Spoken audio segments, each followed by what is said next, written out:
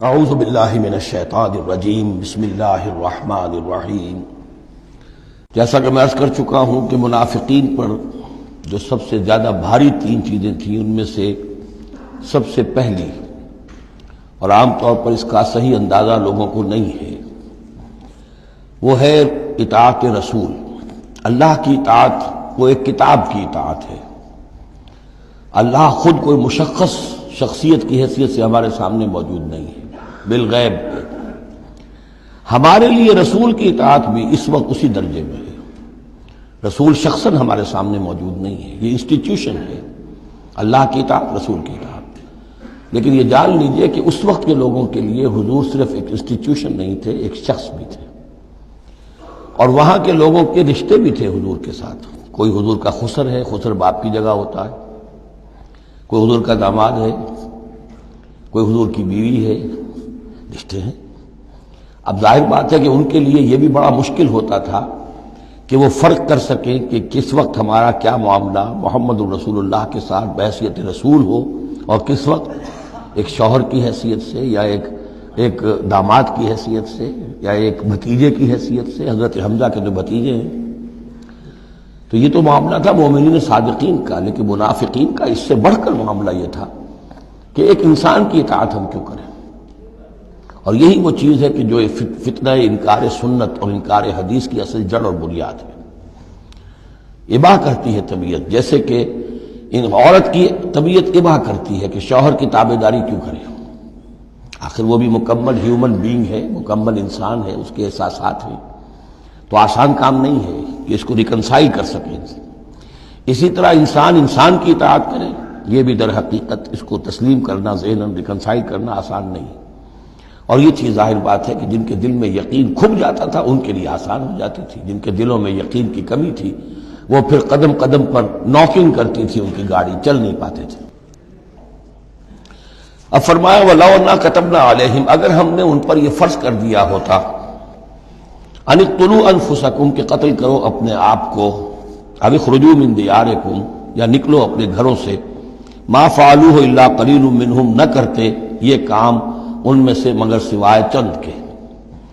وَلَوْ أَنَّهُمْ فَعَلُوا مَا يُوعَظُونَ اور اگر وہ کرتے جس چیز کی کہ ان کو نصیحت کی جا رہی ہے، لَكَانَ خَيْرًا لَهُمْ یہی ان کے لیے بہتر ہوتا، وَأَشَدَّ تَثْبِيتًا اور ان کی ثبات ایمان اور ثبات قلب اسی کے اندر ہوتی ہے۔ وَإِذًا لَآتَيْنَاهُم مِّن لَّدُنَّا أَجْرًا عَظِيمًا اور اس صورت میں ہم انہیں اپنے پاس سے بہت بڑا اجر دیتے۔ وَلَهَدَيْنَاهُمْ صِرَاطًا مُسْتَقِيمًا اور انہیں ہدایت فرما دیتے سیدھی راہ کی طرف۔ اس میں اکثر حضرات نے تو اس کو جو الفاظ ہیں ظاہری انہی پر محمول کیا ہے، اور اس میں بھی کوئی قباحت نہیں ہے۔ اللہ ہمارا خالق ہے، اگر اللہ حکم دے کہ اپنے آپ کو قتل کرو، خودکشی کرو، تو ہمیں کرنی ہوگی۔ اگر اللہ ہمیں حکم دے اپنے گھروں سے نکل جاؤ تو نکلنا ہوگا۔ تو اس میں ایک اشارہ یہ ہو سکتا ہے کہ جیسے جو تاریخ بنی اسرائیل میں ہم دیکھ آئے ہیں، وہاں یہ تھا کہ جن لوگوں نے بچڑے کی پرستش کی تھی ان کو جو مرتد ہونے کی سزا دی گئی تھی، اس کے لیے الفاظ یہی آئے تھے، ان اقتلوا انفسکم قتل کرو اپنے آپ کو۔ مراد یہ ہے کہ تم اپنے قبیلے کے ان لوگوں کو قتل کرو جنہوں نے اس گناہ کبیرہ کا ارتکاب کیا ہے۔ تو شاید چونکہ منافقین کا معاملہ چل رہا ہے، اور منافقین کے ساتھ اکثر و بیشتر ایسا ہوتا تھا کہ ان کے خاندان والے، رشتہ دار، ان کے گھرانے والے ان کے ساتھ شامل ہو جاتے تھے حمایت کے اندر۔ تو یہاں بتایا جا رہا ہے کہ بجائے اس کے کہ ان کی حمایت کرو، ہونا تو چاہیے اس کے بالکل برعکس، اور وہ یہ کہ تم اپنے اندر سے خود دیکھو کون ہیں کہ جو منافق ہیں، کہ جو اصل میں آستین کے سانپ ہیں۔ اگر اللہ تعالیٰ نے تمہیں حکم نہیں دیا ہے، اگر اللہ تعالیٰ یہ حکم بھی دے سکتا تھا کہ ہر قبیلہ، ہر گھرانہ اپنے ہاں کے منافقین کو خود قتل کرے، یہ تو حضرت عمر رضی اللہ تعالیٰ عنہ نے اپنی اس ایمان کی غیرت کے اندر، غیرت ایمانی کے اندر قتل کیا، اور اس پر انہیں غصہ آیا، اس لیے کہ بہرحال وہ ان کے اپنے خاندان کے لوگ تو نہیں تھے۔ لیکن یہ کہ اللہ تعالیٰ اگر یہ حکم دیتا تو یہ بھی تمہیں کرنا چاہیے تھا، لیکن یہ کہ اللہ کے علم میں ہے کہ تم میں سے بہت کم لوگ ہوتے کہ جو اس حکم کی تعمیل کر سکتے، اور اگر کر گزرتے ما یوعظون بہ لکان خیرا لہم واشد تثبیتا واذا لآتیناہم من لدنا اجرا عظیما ولہدیناہم صراطا مستقیما۔ اب اس کے بعد یہ اطاعت رسول کے موضوع پر جو عظیم ترین آیت ہے قرآن کی وہ آ رہی ہے۔ وَمَن يُطِعِ اللَّهَ وَالرَّسُولَ، اور جو کوئی اطاعت کرے گا اللہ کی اور رسول کی صلی اللہ علیہ وسلم، فَأُولَٰئِكَ مَعَ الَّذِينَ أَنْعَمَ اللَّهُ عَلَيْهِمْ، تو یہ وہ لوگ ہوں گے جنہیں معیت حاصل ہوگی ان کی جن پر اللہ کا انعام ہوا، اور وہ کون ہیں؟ من النبیین والصدیقین والشہداء والصالحین، یعنی انبیاء کرام اور صدیقین اعظام اور شہداء کرام اور صالحین، وحسن اولئک رفیقا، اور یہ لوگ تو بہت ہی اچھے ہیں رفاقت کے لیے، یعنی اللہ اور اس کے رسول کی اطاعت کرنے والوں کا پھر شمار ان لوگوں کے زمرے میں ہوگا، وہ جو سورہ فاتحہ کے ضمن میں ہم نے دیکھا تھا کہ اہدنا الصراط المستقیم صراط الذین انعمت علیہم، وہ کون لوگ ہیں انعمت علیہم، اس کی تفسیر ہے یہ۔ فاولئک مع الذین انعم اللہ علیہم من النبیین والصدیقین والشہداء والصالحین، ایک بیس لائن ہے، صالح مسلمان، نیک نیت مسلمان، دل میں خلوص کے ساتھ ایمان ہے، صالح ہے، حکم پر عمل کر رہا ہے، محرمات سے بچا ہوا ہے۔ اب اوپر اٹھے گا تو ایک اونچا درجہ ہے شہداء کا، اس سے بھی اونچا درجہ ہے صدیقین کا، اس سے بھی اونچا درجہ ہے انبیاء کا۔ اب انبیاء کا درجہ تو رک جائے گا، اس لیے کہ وہ تو ایک وہبی چیز ہے، کسبی چیز نہیں تھی، لیکن یہ دو درجے تو ابھی موجود ہیں کہ انسان اپنی ہمت سے جتنی محنت کرے، جتنی کوشش کرے، وہ شہادت اور صدیقیت کے مراتب تک فائز ہو سکتا ہے۔ یہ مضمون پوری وضاحت کے ساتھ آئے گا سورہ حدید میں انشاءاللہ۔ ذالک الفضل من اللہ وکفی باللہ علیما، اور یہ اللہ تعالیٰ کا بڑا فضل ہے جن لوگوں کو آخرت میں ان کی معیت حاصل ہو جائے۔ وتوفنا مع الابرار، اے اللہ ہمیں موت دیجو اپنے ابرار بندوں کے ساتھ۔ تو واقعہ یہ ہے ذالک الفضل من اللہ وکفی باللہ علیما، یہ تو اللہ کا بہت بڑا فضل ہے، اور اللہ کافی ہے ہر شے کے جاننے کے لیے، یعنی کون کس استعداد کا حامل ہے، کون کس قدر و منزلت کا حامل ہے، اللہ خوب جانتا ہے۔ صدق اللہ العظیم۔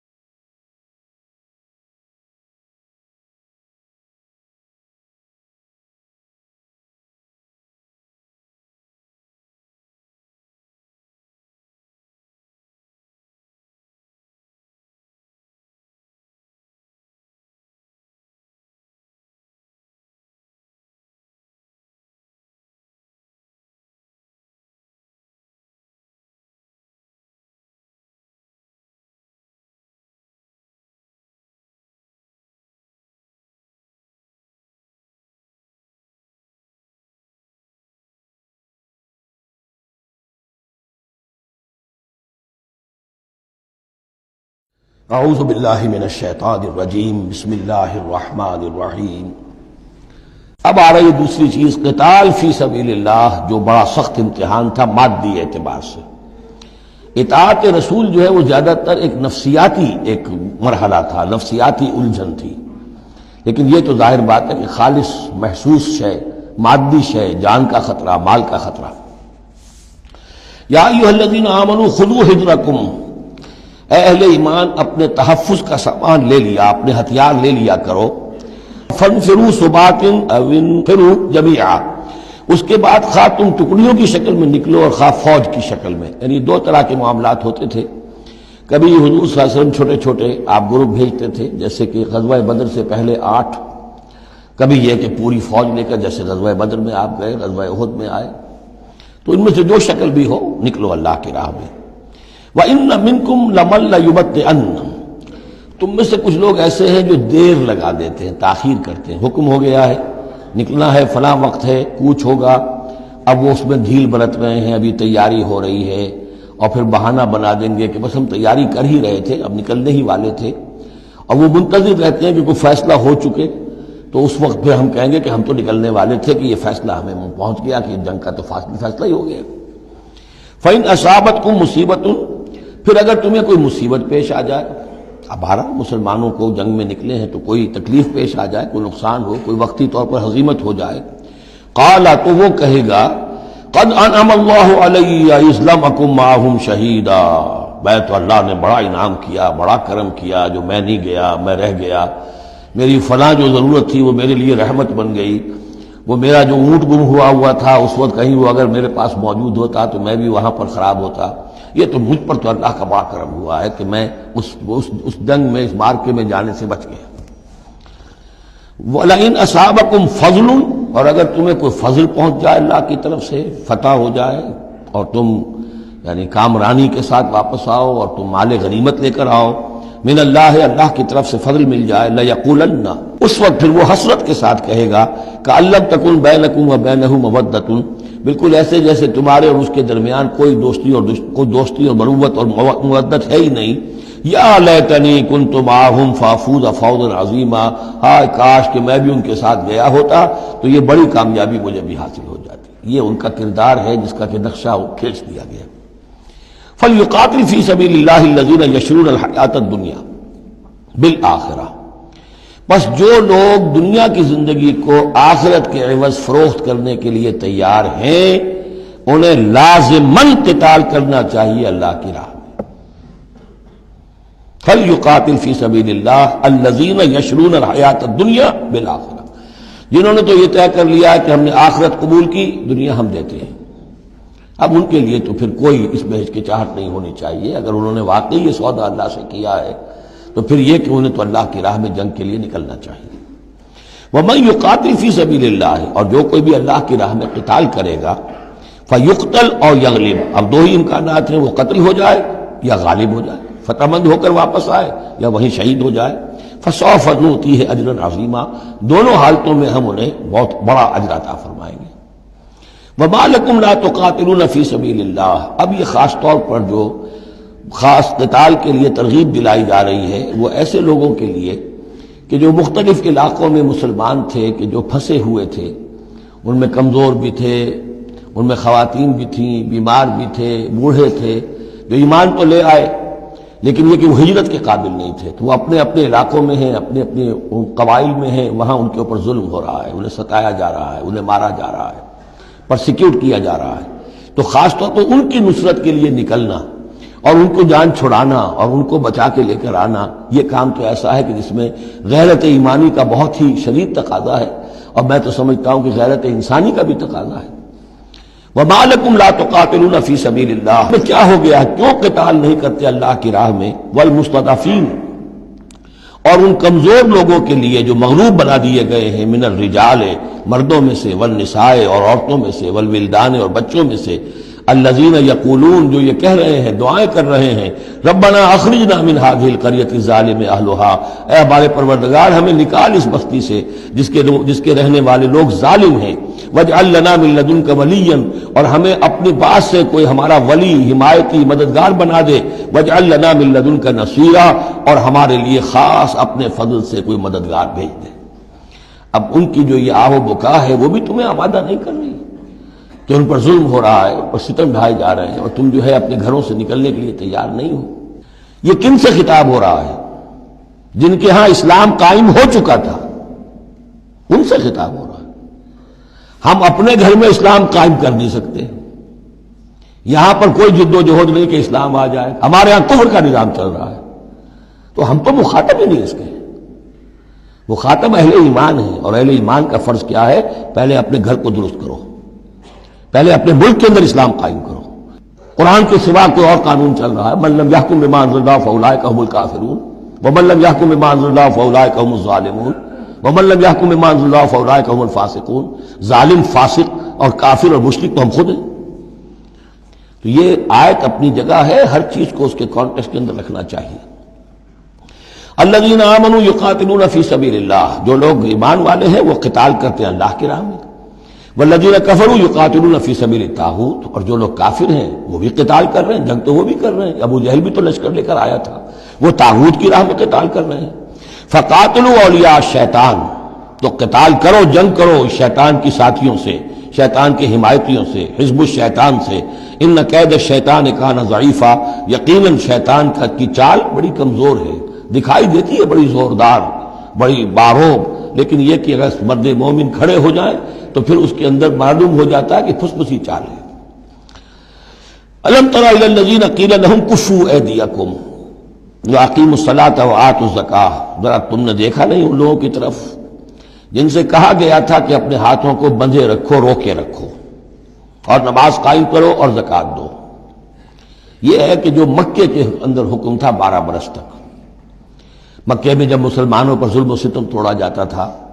انہیں ستایا جا رہا تھا، تو بہت سے مسلمان تھے جوش میں بھی اور یقیناً خلوص کے ساتھ ہوش مند ہو کر بھی کہ ہمیں اپنے ان بھائیوں کی مدد کرنی چاہیے۔ اب یہ سمیہ ہمارے سامنے جو ہے، جو کچھ ہو رہا ہے اس کے ساتھ ہماری نگاہوں کے سامنے، یاسر کے ساتھ جو کچھ ہو رہا ہے، حضور ہمیں اجازت دیجیے۔ آخر ہم جو ہے، ہم نامرد نہیں ہیں، ہم بے غیرت نہیں ہیں، ہم بزدل نہیں ہیں، لیکن اجازت نہیں تھی۔ یہ منہج انقلاب نبوی کا ایشو ہے۔ اس وقت حکم یہ تھا اپنے ہاتھ تھامے رکھو، نغمہ ہے بلبل شوریدہ تیرا خام ابھی، اپنے سینے میں اسے اور ذرا تھام ابھی، ایک وقت آئے گا تمہارے ہاتھ کھول دیے جائیں گے، ابھی کفوا ایدیکم۔ لیکن یہاں سوال پیدا ہوتا ہے، الم تر الی الذین قیل لهم کفوا ایدیکم، یہ فعل مجہول ہے، کہا کس نے تھا؟ مکی قرآن میں یہ آیت موجود نہیں ہے، وہاں بھی یہ حکم تھا محمد الرسول اللہ صلی اللہ علیہ وسلم کا، حضور نے روکا۔ یہ آیت تو اتر رہی ہے مدنی قرآن میں، سورہ نساء میں، تو معلوم ہوا کہ اس وقت بھی وہ حضور کا حکم تھا جس کو کہ اللہ نے وہ اون کیا ہے، اللہ کی طرف سے تھا یہ۔ تو وہی جلی تو ہوتی ہے، وہی خفی بھی ہوتی ہے، یا حضور کے جس اجتہاد کو اللہ تعالیٰ اس کو تقریر کہیں گے، جیسے حضور کی حدیث ہم کہتے ہیں، ایک آپ کا قول ہے، ایک فعل ہے، ایک تقریر ہے۔ کوئی کام آپ کے سامنے کیا گیا، آپ نے اسے روکا نہیں، تو گویا کہ ایک طرح سے آپ کی طرف سے ریکگنیشن مل گئی کہ وہ بھی جائز ہے، یقیناً غلط ہوتا تو حضور روک دیتے۔ اسی طرح اللہ تعالیٰ کی کتاب ہے، وحی جلی ہے، وہ آ رہی ہے، لیکن حضور کا وحی خفی بھی ہے حضور کو جو آ جاتی ہے، اور ایک یہ کہ حضور خود اجتہاد کر رہے ہیں، اس کو اگر اللہ نے روکا نہیں تو وہ گویا اللہ کی تقریر ہو گئی، اور وہ بھی اللہ ہی کی طرف سے ہو گیا، اور وہ بھی گویا کہ اللہ نے اون کر لیا۔ تو اب یہ بھی ہو سکتا ہے کہ وحی خفی کے ذریعے سے اللہ نے مکی دور میں حضور کو یہ حکم دیا ہو کہ جو ہے یہاں نقل ہوا ہے، اور یہ بھی ہو سکتا ہے یہ حضور کا اپنا اجتہاد ہو اور اس کو اللہ تعالیٰ نے قبول کیا ہو۔ الم تر الی الذین قیل لهم کفوا ایدیکم واقیموا الصلاۃ وآتوا الزکاۃ، اب یہاں محذوف ہے، اس وقت تو کچھ لوگ بڑے زور شور سے کہتے تھے ہمیں اجازت ہونی چاہیے ہم جنگ کریں، لیکن اب کیا حال ہوا؟ فلما کتب علیہم القتال، جب ان پر جنگ فرض کر دی گئی، اذا فریق منہم یخشون الناس کخشیۃ اللہ او اشد خشیہ، تو اب یہ دیکھنے میں آ رہا ہے کہ ان میں سے کچھ لوگ انسانوں سے اس طرح ڈر رہے ہیں جیسے اللہ سے ڈرنا چاہیے، بلکہ اس سے بھی زیادہ ڈر رہے ہیں۔ اب ظاہر بات ہے یہ وہ مکے کے مہاجرین نہیں ہے، یہ اصل میں وہی منافقین مدینہ جو ہے ان کا حال ہے، لیکن کنٹراسٹ دکھانے کے لیے جو اس دور کی بات تھی اس کے مقابلے میں اس کو لے آیا گیا کہ اصل ایمان تو وہ تھا، اور یہ جو کچھ ہے شکل، یہ تو پھر کمزوری ہے اور نفاق کی علامت ہے۔ وَقَالُوا رَبَّنَا لِمَا كَتَبْتَ عَلَيْنَا الْقِتَالَ، اور وہ کہتے ہیں کہ پروردگار یہ ہم پر تو نے کیوں فرض کر دی جنگ، لَوْلَا أَخَّرْتَنَا إِلَىٰ أَجَلٍ قَرِيبٍ، ابھی اے پروردگار کچھ اور عرصے کے لیے، کچھ دیر کے لیے اور کیوں نہ مؤخر کیا اس کو۔ قُلْ مَتَاعُ الدُّنْيَا قَلِيلٌ، اے نبی کہہ دیجئے دنیا کا ساز و سامان یہ بہت حقیر سی شے ہے، وَالْآخِرَةُ خَيْرٌ لِمَنِ اتَّقَىٰ، آخرت بہت بہتر ہے اس کے لیے جو تقویٰ کی روش اختیار کرے، وَلَا تُظْلَمُونَ فَتِيلًا، اور تم پر دھاگا بھر بھی کوئی ظلم نہیں ہوگا، حق تلفی نہیں ہوگی، تمہارے جو بھی اعمال ہیں، انفاق ہے، قتال ہے، جو بھی اللہ کی راہ میں ایثار ہے، بھرپور تمہیں اس کا اجر و ثواب دے دیا جائے گا۔ صدق اللہ العظیم۔